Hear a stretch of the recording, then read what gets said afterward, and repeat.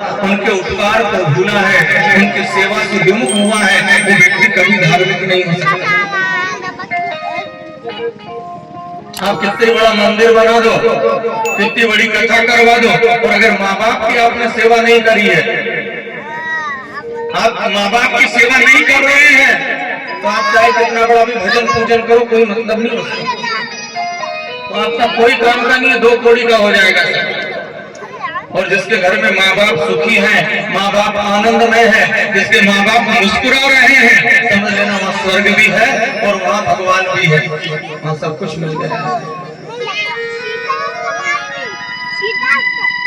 इसलिए युधिष्ठिर कहता है कि जीवन में जिसने भी हमारे ऊपर उपकार किया है, उसके उपकार को हमको कभी नहीं भूलना है। और माँ बाप को युधिष्ठिर कहते हैं कि बहुत बड़ी बात है, जिस कुत्ते ने मेरा साथ दिया उस कुत्ते का साथ भी मैं नहीं छोड़ूंगा। चाहे इस कुत्ते के साथ मुझे नर्क जाना पड़े तो मैं नर्क जाने को तैयार हूँ, लेकिन इस कुत्ते को छोड़ करके मैं स्वर्ग नहीं जाऊंगा, और जाऊंगा तो उसको साथ में लेकर जाऊंगा।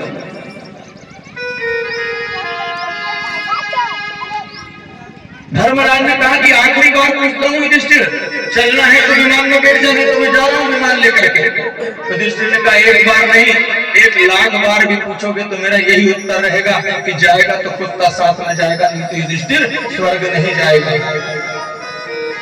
जब युधिष्ठिर ने अपना निश्चय सुना दिया कि मैं कुत्ते के बिना नहीं जाऊंगा, तो आज कुत्ते के अंदर से भगवान प्रकट हो गए और युधिष्ठिर को दर्शन दिया। तो धन्य है कि तेरा धर्म धन्य है, तू उपकार को नहीं भूला, अब मैं तुझे लेकर चलता हूँ स्वर्ग। और भगवान ने खुद विमान में बिठाया और युधिष्ठिर को लेकर के स्वर्ग चले गए।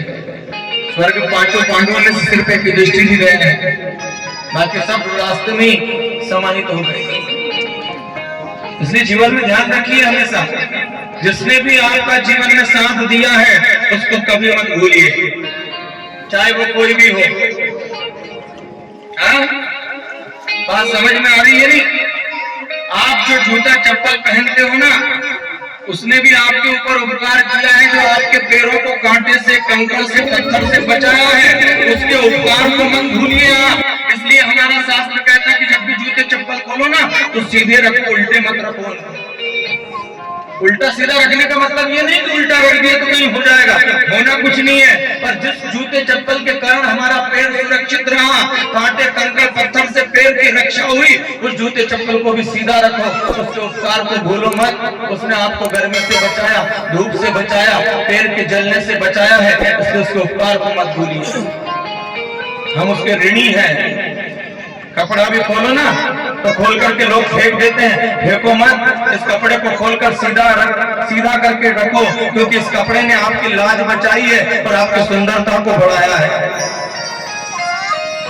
छोटी छोटी बातें हैं ये।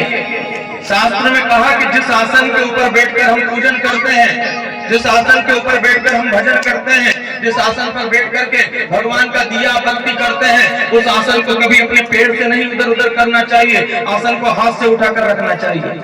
हमारी आदत है ना, पूजन करने के बाद नीचे लोगों को देखा पेड़ से फेंकते हैं, इधर से उधर।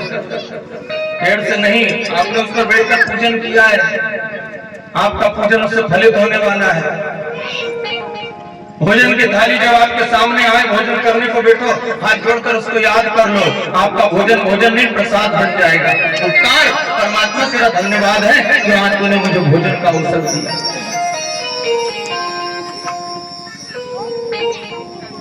जिस गाड़ी को बैठकर यात्रा करते हैं ना मोटरसाइकिल पे, उसको भी 6 महीने 12 महीने में माला पहनाकर तिलक लगाया करो। दिवाली होली के दिन, राखी के दिन, रक्षाबंधन के दिन उसमें राखी बांधा करो। देख तेरी कृपा है, जो मैं रास्ता मुझे जाना है पाटिया कुआ, पैदल जाऊं तो 2 घंटे लगेंगे, पर तेरी कृपा से आराम से घूम करके आधा घंटे में पहुंच जाऊंगा। जो उपकार है उसका। तो छोटे छोटे जो बात है ना, इनको जब हृदय में बिठाएंगे तब हमको ज्ञात होगा कि जब मोटरसाइकिल पर बैठकर चलने से इसका उपकार है, तो जिस भगवान ने मनुष्य बनाकर भेजा उसका कितना बड़ा उपकार है। उसका नाम लेकर के उसका ऋण थोड़ा तो चुका दूं, तब ये बोध हृदय में जागृत होगा। शास्त्र की नीति सिद्धांत कहता है। जिस खेत के ऊपर आप फसल लगाते हो वो फसल पकती है और आप उस फसल से अपना जीवन चलाते हो, अपने घर को सुधारते हो, अपने बच्चों को पढ़ाते हो, घर की वस्तुएं लेकर के आते हो।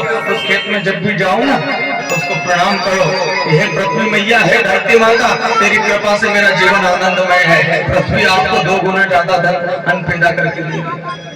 लेकिन हम नुगरे लोग उपकार को भूल जाते हैं। किसी ने अच्छा किया है, जूते चप्पल भी जल्दी में ऐसे फेंकते हैं, एक इधर जा रहा है एक इधर जा रहा है। अच्छा, एक विनोद का विषय बताऊं कि लोग स्नान करते हैं ना, नहाते हैं ना, तो नहाने के बाद में वो चट्टी को ऐसे अंगूठे में फंसा के फेंक के जा, तू कोई काम की नहीं आ करे। अरे बेटा, चट्टी के कारण तेरी लाज बची हुई है। हाँ, उसका उपकार भूले मत। हाँ, जो धोती पहन रखी है ना, जो कमीज पहन रखा है, इससे तेरी लाज बची हुई है, इनको भूले मत, ऐसे फेंके मत। हाँ, ये उपकार है, और जो उपकार को भूल जाए वो कभी धार्मिक नहीं हो सकता। हाँ, इसीलिए तो